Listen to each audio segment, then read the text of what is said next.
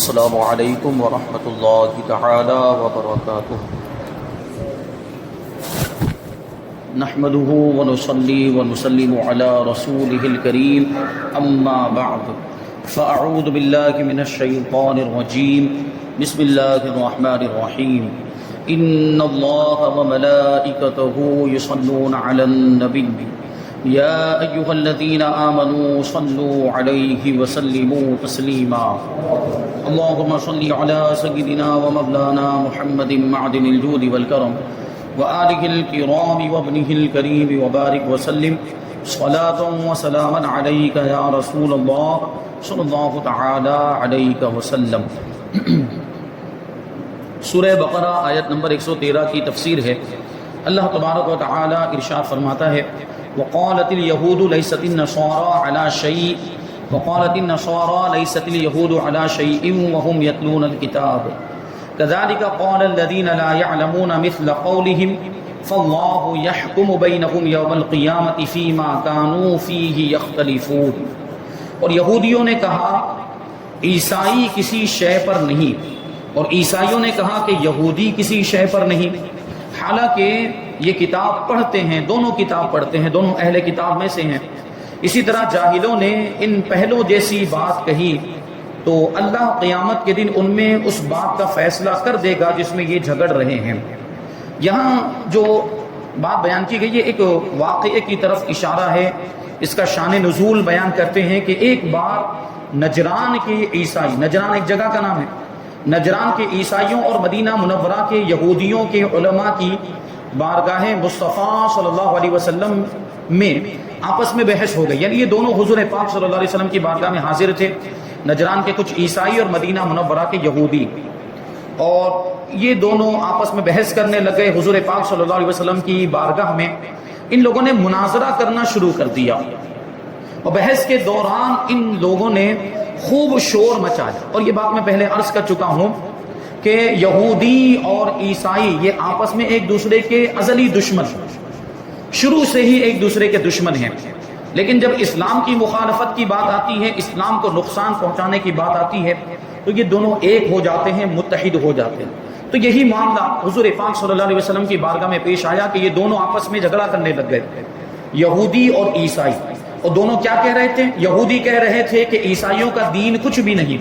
اور عیسائی کہتے تھے کہ یہودیوں کا دین کچھ بھی نہیں۔ یعنی دونوں ایک دوسرے کے مذہب کو جھٹلا رہے تھے، دونوں ایک دوسرے کے دین کا انکار کر رہے تھے کہ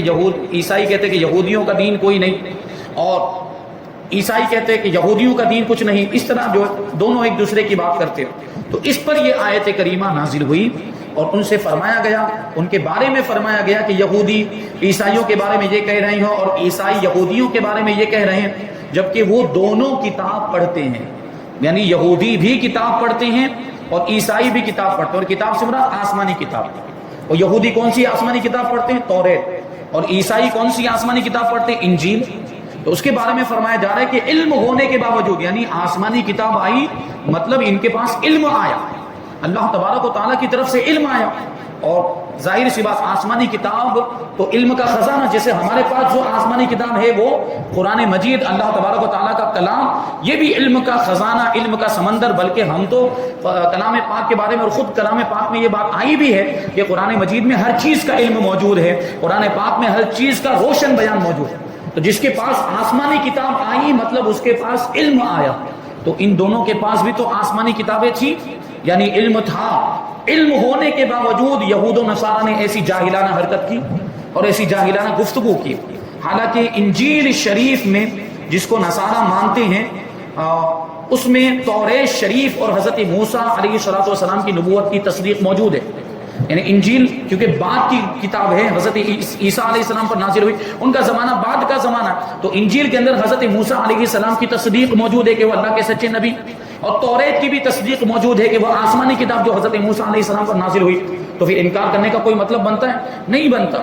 اور توریت جس کو یہودی مانتے ہیں، اس میں حضرت عیسیٰ علیہ السلام کی نبوت اور ان تمام احکام کی تصدیق ہے جو آپ علیہ السلام کو اللہ تبارک و تعالیٰ کی طرف سے عطا ہوئے۔ حالانکہ حضرت عیسیٰ علیہ السلام کا جو زمانہ ہے وہ بعد کا زمانہ ہے، اور انجیل جو ہے وہ بعد میں نازل ہے، لیکن اس کے باوجود توریت میں حضرت عیسیٰ علیہ السلام کا بھی تذکرہ موجود تھا. ابھی آپ سوچیں کہ حضرت عیسیٰ علیہ السلام کے 500 بعد حضور پاک صلی اللہ علیہ وسلم تشریف لائے دنیا میں 500 سال بعد. وہ حضور پاک صلی اللہ علیہ وسلم کا جب ذکر توریت کے اندر موجود ہے تو حضرت عیسیٰ علیہ السلام کا تو ہو ہی سکتا ہے. تو حضرت عیسیٰ علیہ السلام کی تصدیق توریت کے اندر موجود تھی اور انجیل کی بھی تصدیق, جو ان کو حضرت عیسیٰ علیہ السلام کو جو شریعت عطا فرمائی گئی اس کے جو احکام تھے اس کا بھی ذکر توریت کے اندر موجود تھا. تو توریت پڑھنے کے باوجود اب یہ یہودی عیسائیوں کے مذہب کا انکار کر رہے ہیں اور تو انجیل کا انکار کر رہے ہیں. تو یہ بے وقوفی والی بات اور یہ جاہلانہ گفتگو ان لوگوں نے نبی پاک صلی اللہ علیہ وسلم کی بارگاہ میں کی تو ان کا رد فرمایا گیا اور یہ کہا گیا کہ یہودی جو عیسائیوں کے بارے میں کہہ رہے ہیں اور عیسائی جو یہودیوں کے بارے میں کہہ رہے ہیں, یہ جھگڑا ان کا بالکل بیکار. اور یہ جو جھگڑا کر رہے ہیں ابھی دنیا میں تو جھگڑا کر لے, اللہ تبارک و تعالی آخرت میں ان کے جھگڑے کے بارے میں فیصلہ فرمائے گا اور اس کا نتیجہ ان کو, اس کا انجام انہیں آخرت میں بھگتنا پڑے گا. کیونکہ یہودی چاہے عیسائیوں پر اعتراض کرے یا عیسائی چاہے یہودیوں پر اعتراض کرے اور وہ اپنے مذہب کو اگرچہ صحیح مانتے ہوں, یہودی اپنے مذہب کو صحیح مانتے ہوں یا عیسائی اپنے مذہب کو صحیح مانتے ہوں, اگرچہ وہ یہودی حضرت موسیٰ علیہ السلام کی صحیح شریعت ہی پر کیوں نہ عمل کرتے ہوں اور عیسائی حضرت عیسیٰ علیہ السلام کی صحیح شریعت پر ہی کیوں نہ عمل کرتے ہوں, نبی پاک صلی اللہ علیہ وسلم کے اعلان نبوت فرمانے کے بعد اب یہ کچھ بھی کام نہیں آنے والا. اب نبی پاک صلی اللہ علیہ وسلم پر ایمان لانا ان کے لیے ضروری ہے. تو یہ فرمایا گیا کہ یہ جو جھگڑا کر رہے ہیں اس کا فیصلہ اللہ تبارک و تعالیٰ قیامت کے دن فرمائے گا. یہودیوں اور عیسائیوں کی اس روش کے بیان میں سید المرسلین صلی اللہ علیہ وسلم کی امت کے ان مسلمانوں کے لیے بھی تنبیہ ہے کہ جو قرآن مجید پڑھتے ہیں اور اس میں بیان کیے گئے احکام سے آگاہ بھی ہیں اور اس کے باوجود ان احکام پر عمل نہیں کرتے, اور اگر عمل کرتے بھی ہیں تو فقط ان احکام پر عمل کرتے ہیں جو ان کی خواہشات کے موافق ہوں, اور جو احکام ان کی خواہش کے موافق نہیں اس پر عمل نہیں کرتے. تو یہ تو یہودیوں والی جیسی بات ہو گئی.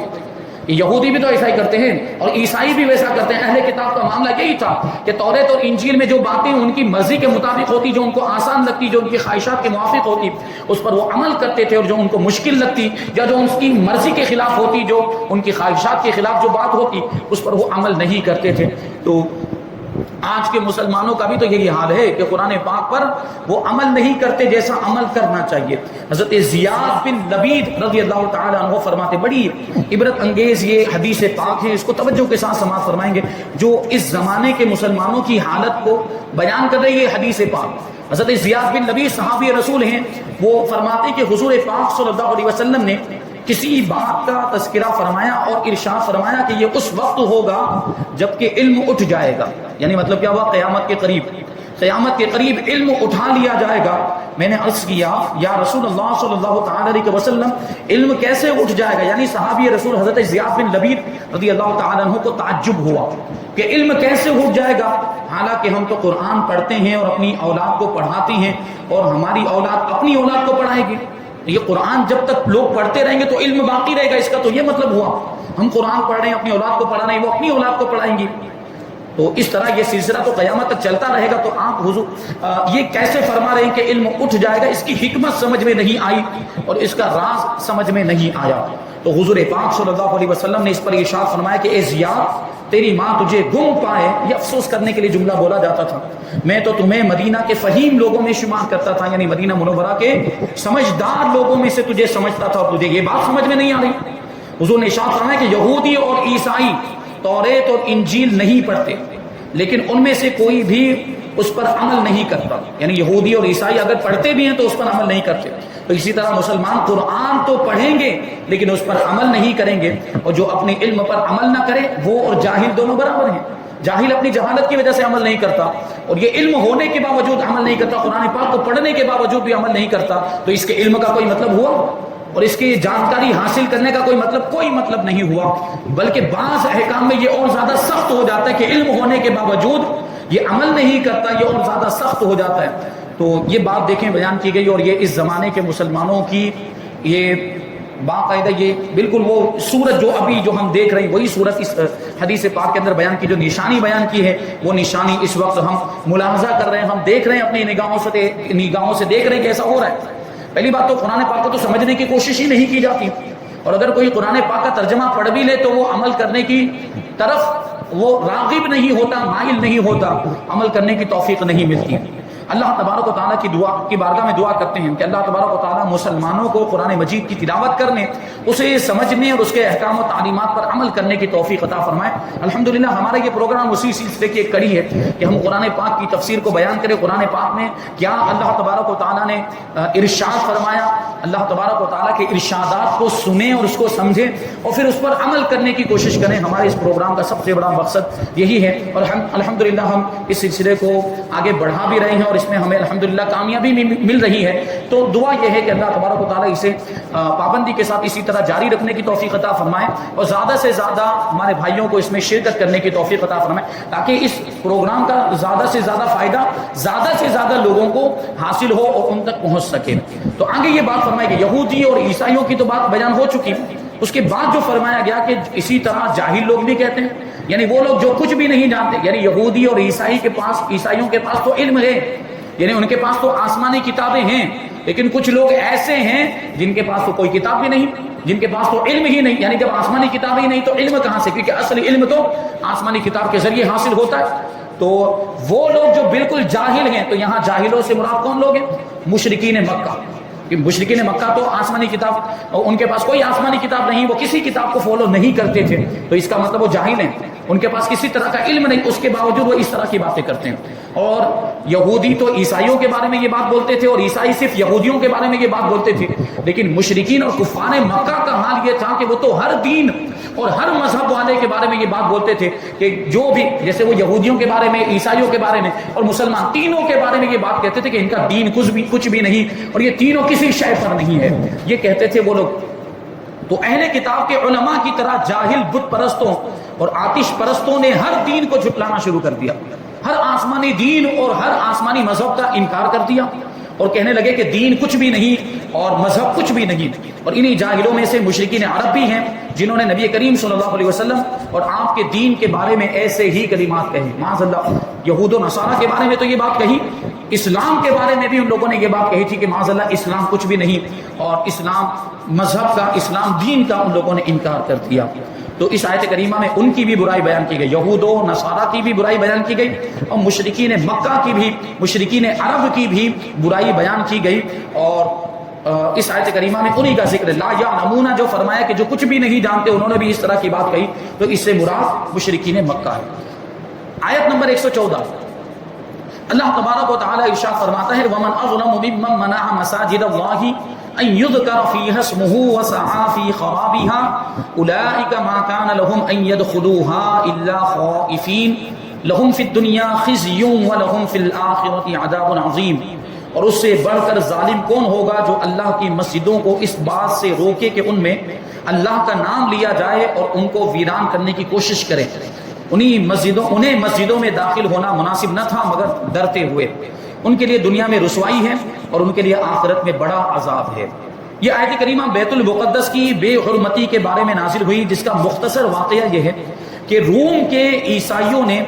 یہودیوں پر حملہ کر کے ان کے جنگجوؤں کو قتل کر دیا۔ وہ یہ تھا کہ یہودیوں نے حضرت زکریا علیہ السلام کو قتل کیا، تو عیسائیوں کو یہ بات کھٹکتی تھی، یہ رومی بھی عیسائی ہیں، روم کے رہنے والے وہ بھی عیسائی ہی تھے، وہ بھی نصارہ تھے، تو ان کو یہ بات کھٹکی حضرت زکریا علیہ السلام اللہ کے نبی، تو عیسائیوں نے بخت نصر اس زمانے میں بادشاہ تھا جو بہت ہی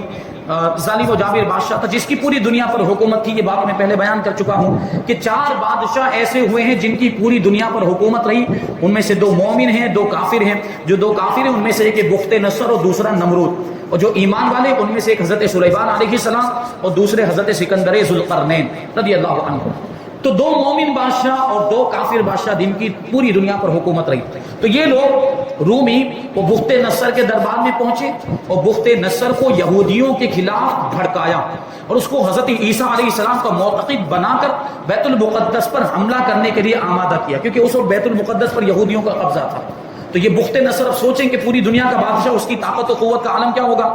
تو اتنا بڑا بادشاہ، اس کے پاس فوج بھی ویسی تھی، تو اب یہ بخت نصر یہ عیسائیوں کے ساتھ مل کر، وہ عیسائی بھی سب اس کے لشکر میں شامل ہو گئے، رومی سب اس کے لشکر میں شامل ہو گئے، اور ان لوگوں نے مل کر بیت المقدس پر حملہ کر، یہ بہت پہلے کی بات، رسول پاک صلی اللہ علیہ وسلم کے بھی زمانے سے بہت پہلے کی بات ہے۔ ان لوگوں نے یہ پھر بیت المقدس پر حملہ کیا، تو یہودیوں نے بہرحال اپنے اعتبار سے مقابلہ کیا، لیکن ان لوگوں نے یہ یہودیوں پر غالب آ گئے، اتنا بڑا لشکر تھا تو ان کے مقابلے میں جیتنا بڑا مشکل تھا، تو یہودیوں کے جو جنگجو تھے ان سب کو ان لوگوں نے قتل کر دیا، یعنی جو جنگ کرنے کے لیے میدان میں آئے تھے ان سب کو قتل کر دیا، اور ان کے بیوی بچوں کو قیدی بنا لیا، توریت کو جلا دیا، اور بیت المقدس کو ویران کر دیا، اور بیت المقدس میں ان لوگوں نے نجاستیں ڈالی، خنزیر ذبح کیے، بیت المقدس کے اندر خنزیر ناپاک جانور، اس کو بیت المقدس کے اندر یوں ان لوگوں نے ذبح کیا، اور اس طرح بیت المقدس کی ان لوگوں نے بے حرمتی کی۔ مسجد اقصی جو کتنی مقدس جگہ، بہت سارے انبیاء کرام کا وہ مرکز رہا،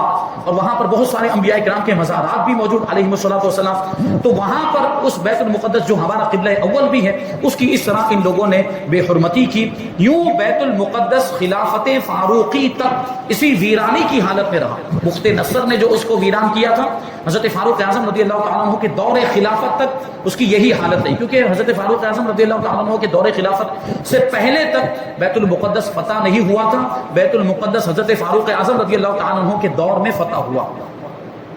تو فرماتے ہیں کہ آپ رضی اللہ تعالیٰ عنہ کے عہد مبارک میں مسلمانوں نے اس کو پھر سے تعمیر کیا، اور پھر سے اس کو آباد کیا، پھر سے بیت المقدس کو بنایا۔ اور ایک قول یہ بھی اس کے شان نزول کے بارے میں کہ یہ آیت کریمہ مشرکین مکہ کے بارے میں نازل ہوئی، جنہوں نے ابتدائی اسلام میں حضور پاک صلی اللہ علیہ وسلم اور آپ کے صحابہ کو کعبے میں نماز پڑھنے سے روکا تھا، اور صلح حدیبیہ کے وقت اس میں نماز اور حج کرنے سے منع کر دیا تھا۔ 6 ہجری کا جو واقعہ ہے کہ نبی پاک صلی اللہ علیہ وسلم اپنے صحابہ کو لے کر مکہ مکرمہ کی طرف روانہ ہوئے تھے عمرہ کرنے کے ارادے سے، تو ان لوگوں نے مسلمانوں کو مکہ مکرمہ میں داخل نہیں ہونے دیا تھا، تو اس پر یہ آیت کریمہ نازل ہوئی کہ اس سے بڑھ کر ظالم کون جو اللہ کی مسجدوں میں اللہ کا ذکر کیے جانے سے روکے، کیونکہ مسلمان مکہ مکرمہ مسجد حرام میں جا رہے تھے، عبادت کرنے کے لیے جا رہے تھے، عمرہ کرنے کے لیے، یعنی اللہ کا ذکر کرنے کے لیے جا رہے تھے، اور ان لوگوں نے اللہ کا ذکر کرنے سے روکا، تو اس پر یہ آیت کریمہ نازل ہوئی کہ یہ روکنے والے بہت بڑے ظالم، بلکہ سب سے بڑے ظالم، ان سے بڑھ کر کوئی ظالم ہو ہی نہیں سکتا، جو اللہ کی مسجدوں میں اللہ کا ذکر کرنے سے روکے اور اللہ کی مسجدوں کو ویران کرنے کی کوشش کریں۔ تو یہ واقعہ، تو اگرچہ یہ دیکھیں تو آپ شان نزول کے اعتبار سے یہ مخصوص مساجد کے بارے میں یہ آیت کریمہ نازل ہوئی، بیت المقدس کے بارے میں یا مسجد حرام کے بارے میں، لیکن اس آیت کریمہ کا حکم عام ہے، یعنی ساری مسجدوں کے لیے یہی حکم ہوگا، یعنی اگر کسی بھی مسجد کے اندر کوئی شخص اللہ کا نام لینے سے روکے اور اللہ کا ذکر کرنے سے روکے، عبادت کرنے سے روکے، مسجد میں کوئی شخص کسی کو نماز پڑھنے سے روکے، تو وہ بھی اس حکم میں داخل ہوگا۔ اور یہاں پر جو اللہ کا نام لیا جائے یا اللہ کا ذکر کیا جائے، تو ذکر میں کیا کیا چیزیں آ سکتی ہیں اس پر بھی غور کرنے کی ضرورت کہ ذکر میں کیا کیا آتا ہے۔ وہ فرماتے ہیں کہ ذکر میں نماز بھی آ گئی، خطبہ بھی ذکر میں، تسبیح بھی ہے، درود شریف بھی ذکر میں، وعظ و نصیحت اور جو بیان اور تقریریں ہوتی ہیں علماء کرام کی، یہ بھی ذکر میں آتا ہے، کیونکہ وہ تو اسلام کا ذریعہ اور تبلیغ کا ذریعہ اور اسلامی معلومات حاصل کرنے کا کتنا بڑا ذریعہ ہے، علماء کرام کی تقاریر اور علماء کرام کے بیانات۔ تو اگر کوئی کسی مسجد میں کسی خاص مسجد کی بات نہیں کر رہا، یہ اکثر مساجد کے اندر دیکھا گیا کہ پتہ نہیں کسی فالتو کے مقصد کے تحت اور فالتو کی وجہ بتاتے ہوئے یہ بیانات پر پابندیاں لگا دی جاتی ہیں، سنی علماء کو بھی بیان کرنے سے روک دیا جاتا ہے۔ تو یہ مسجدوں میں اللہ کا ذکر کرنے سے روکنا ہے، بیان کرنے سے روکنا مطلب اللہ کے ذکر سے روکنا، کیونکہ وہ بھی تو ایک ذکر ہے، بیان بھی اللہ تبارک و تعالیٰ کا ذکر ہے، نعت شریف بھی اللہ تبارک، یہ بھی ذکر میں شامل ہے، اور صالحین کے حالات بیان کرنا، جیسے ہم دیکھتے ہیں جمعہ کے بیانات میں دوسرے کسی موقع پر صالحین اولیاء کرام صحابہ کرام کا تذکرہ ہوتا ہے، ان کے بھی زندگی کے حالات، تو یہ بھی ذکر میں شامل۔ کوئی یہ نہ کہے کہ یہ تھوڑی نماز ہے، یہ کہاں نماز میں شامل ہے، تو یہ مسجد میں کیوں کر رہے ہیں، کسی ولی کی سیرت بیان کریں یا کسی صحابی کی سیرت بیان کریں، تو اس پر اگر کوئی اعتراض کرے تو وہ بے وقوف ہے، کیونکہ یہ بھی ذکر میں داخل، کیونکہ ہم ان کا ذکر کر ہی کیوں رہے ہیں، ان کا ذکر نبی پاک صلی اللہ علیہ وسلم کی نسبت کی وجہ سے کر رہے ہیں، اور تو گویا کہ ان کا ذکر یہ نبی پاک صلی اللہ علیہ وسلم کا ذکر ہوا، اور نبی پاک صلی اللہ علیہ وسلم کا ذکر یہ اللہ تبارک و تعالیٰ کا ذکر ہے، کیونکہ حضور پاک صلی اللہ علیہ وسلم کو جو بھی خوبیاں عطا ہوئی وہ اللہ تبارک و تعالیٰ نے عطا فرمائی، تو حضور کا ذکر اللہ کا ذکر ہے۔ مسجد میں اللہ کا ذکر تو کیا ہی جا سکتا ہے، مسجد اللہ کے ذکر کے لیے ہی بنائی جاتی ہے، اور وعظ و نصیحت یہ ساری چیزیں ذکر میں داخل ہیں۔ ذکر اللہ کو منع کرنا یوں تو ہر جگہ ہی برا ہے، یعنی مسجد کے باہر بھی اگر کوئی اللہ کا ذکر کرنے سے روکے تو یہ برا ہے، لیکن مسجدوں میں خصوصاً اور زیادہ برا ہے کہ وہ اسی کام کے لیے بنائی جاتی، مسجد تو اللہ کے ذکر کے لیے ہی بنائی جاتی، عبادت کے لیے بنائی جاتی، وہاں پر روکنا یہ اور زیادہ برا ہے۔ مسجد کو کسی بھی طرح ویران کرنے والا ظالم ہے، بلا وجہ لوگوں کو مسجد میں آنے یا مسجد کی تعمیر سے روکنے والا، مسجد یا اس کے کسی حصے پر قبضہ کر لینے والا، یہ بھاڑوتوں کو اس سے سبق حاصل کرنا چاہیے۔ مسجد کی جو پراپرٹی ہوتی، مسجد کی جو جائیداد اور مسجد کی دکانیں مکانات، اس پر جو ناجائز قبضے کر کے لوگ بیٹھے ہوئے ہیں، ان کو اس آیت کریمہ سے عبرت حاصل کرنی چاہیے کہ ان کو اس آیت کریمہ میں سب سے بڑا ظالم بتایا جا رہا ہے۔ مسجد کی پراپرٹی پر قبضہ کرنے والے لوگ وہ اس آیت کریمہ کے تحت داخل، اور مسجد کو ذاتی استعمال میں لے آنے والے، مسجد کے کسی حصے کو مسجد سے خارج کر دینے والا، یہ سب اس آیت کریمہ کی وعید میں داخل ہیں۔ اور تفصیل کے لیے علماء کرام کی دوسری کتابوں کا مطالعہ کیا جا سکتا ہے۔ البتہ یہ یاد رہے کہ جنوبی آدمی یعنی ناپاک شخص جس پر غسل فرض ہو، اس کو مسجد میں آنے کی اجازت نہیں ہے، اور اسی طریقے سے منہ کی بدبو والا، لہسن پیاز وغیرہ بدبودار چیزوں کی بو جس کے منہ سے آ رہی ہو، اس کو روکنا اس میں داخل نہیں، کیونکہ یہ حقیقت میں مسجد سے تکلیف دہ یا نامناسب چیزوں کو دور کرنے کے حکم میں آتا ہے، اور مسجد سے تکلیف دہ چیز کو دور کرنے کا حکم ہے، یا نامناسب چیزیں یا کچھ ایسی چیزیں جن کی وجہ سے مسجد کی بے حرمتی ہوتی ہوں، ان چیزوں کو مسجد سے دور رکھنے کا حکم ہے۔ جیسے بچوں کو بھی، جو بہت چھوٹے ناسمجھ بچے ان کی ہم بات کر رہے ہیں، ناسمجھ بچوں کی بات کر رہے ہیں جو مسجد کے آداب کا لحاظ نہیں رکھ پاتے، یا ایسے بچے جو مسجد میں گندگی کر دیتے پیشاب پاخانہ، تو ان کو پھر مسجد سے نکالا جائے گا، ان کو مسجد سے دور کیا جائے گا، یا پاگلوں کو مسجد سے نکال دیں گے، کیونکہ پاگل کو تمیز ہی نہیں ہوتی کہ وہ مسجد کا ادب کرے، تو اس طرح کی چیزوں کو تو مسجد سے دور کیا جائے گا۔ جس کے منہ سے بدبو آتی ہو، یا جو کچا لہسن یا کچی پیاز کھا کے، تو رسول پاک صلی اللہ علیہ وسلم نے اس سے منع فرمایا، کیونکہ اس سے منہ سے جو بدبو آئے گی تو اس سے نمازیوں کو تکلیف ہوگی، اور انسانوں کو جس سے تکلیف ہوتی ہے اس سے پھر فرشتوں کو بھی تکلیف ہوتی ہے، جیسا کہ حدیث پاک میں اس کو ارشاد فرمایا گیا۔ تو منہ کی بدبو کو دور کیا جائے، اگر پیاز کھا لیا ہے، لہسن کھا لیا، تو منہ کی بدبو کو دور کیا جائے، مسواک کر لی جائے، پھر اس کے بعد مسجد میں آئے۔ اور یہ بھی یاد رہے کہ مسجد کے نزدیک دوسری مسجد اس نیت سے بنانا کہ پہلی مسجد ویران ہو جائے، یہ حرام ہے، یعنی ایک مسجد پہلے سے موجود اور اس کے بالکل قریب ہی میں ضرورت نہ ہونے کے باوجود مسجد بناتا ہے، اور اس نیت سے بناتا ہے کہ پہلی والی مسجد ویران ہو جائے، سب لوگ اس میں نماز پڑھنے کے لیے آئیں اور اس مسجد میں کوئی نماز پڑھنے کے لیے نہ جائے، تو یہ حرام، کیونکہ کتنا غلط مقصد ہے۔ وہ ایک پہلی والی مسجد کو ویران کرنا پایا گیا کہ نہیں پایا گیا؟ جو اس آیت کریمہ میں فرمایا گیا کہ اس سے بڑھ کر ظالم کون؟ جو اللہ کی مسجدوں میں اللہ کا نام لیے جانے سے روکے اور اس کی ویرانی میں کوشش کرے۔ تو یہ ویرانی میں کوشش کرنا ہوا کہ ایک مسجد کے قریب دوسری مسجد ضرورت نہ ہونے کے باوجود بنا رہا ہے۔ ہاں کبھی ایسا بھی ہوتا ہے، ضرورت ہوتی ہے، ایک ہی محلے میں ایک ہی علاقے میں ہم نے 4-4 5-5 مسجدیں دیکھی، وہاں ضرورت، اور ہم دیکھتے بھی ہیں کہ جمعہ کے دن وہ مسجدیں فل ہو جاتی۔ اس کا مطلب کیا ہے کہ وہ مسجد کی ضرورت ہے۔ یہ الگ بات ہے کہ مسلمان عام نمازوں میں اتنی تعداد میں نہیں آتے، تو پھر تو ایک مسجد ہی پورے علاقے والوں کے لیے کافی ہو جائے، جتنے لوگ عام نمازوں میں آتے ہیں کہ 1 صف 2 صف یا 3 صف مشکل سے ہو پاتی ہے۔ تو یہاں جمعہ کو اگر ہم دیکھیں، چونکہ جمعہ کے دن عام طور پر سارے لوگ نماز پڑھنے کے لیے آتے ہیں، یا تقریباً 90% یا 95% مسلمان جمعہ کے دن تو ضرور نماز پڑھنے کے لیے آتے ہیں، تو اس اعتبار سے ہم دیکھیں تو وہاں پر ان مسجدوں کی ضرورت ہوتی ہے، ایک سے زیادہ مسجدوں کی ضرورت ہوتی ہے۔ تو اگر ضرورت کے تحت بنائیں تو کوئی حرج نہیں، لیکن غلط نیت کے ساتھ بنائیں کہ پہلی مسجد ویران ہو جائے، تو یہ حرام ہے، کہ یہ بھی مسجد کی ویرانی میں کوشش کرنا ہے۔ البتہ اگر کوئی مسجد بنائے تو اس کی نیت پر ہم حکم نہیں لگا سکتے، کیونکہ نیت تو دل کا ارادہ، وہ تو پوشیدہ چیز، ہمیں کیسے پتا چلے گا کہ اس نے کس نیت کے ساتھ بنائی ہے؟ کہ اس کی بری نیت سے یہ کہا نہیں جا سکتا کہ بری نیت کے ساتھ ہی اس نے مسجد بنائی ہے، یہ ہم نہیں کہہ سکتے۔ ہاں وہ اپنا ارادہ ظاہر کر دے کہ میں نے اس بری نیت کے ساتھ بنائی، تو پھر اس پر حکم بھی لگے گا اور اس کو اس سے روکا بھی جائے گا۔ تو بہرحال ابھی اس آیت کریمہ میں کچھ باتیں باقی ہیں، تو انشاءاللہ تبارک و تعالیٰ وہ ہم آئندہ درس میں شامل کریں گے، اور پھر 115 نمبر کی آیت کریمہ اس کی تفسیر بھی ہم آئندہ درس میں شامل کریں گے۔ اللہ تبارک و تعالیٰ کی بارگاہ میں دعا ہے کہ جو کچھ بھی بیان ہوا اس پر ہم سب کو عمل کرنے کی توفیق عطا فرمائے، اور نور قرآن سے ہم سب کے دلوں کو روشن اور منور فرمائے۔ وما علینا الا البلاغ۔ السلام علیکم۔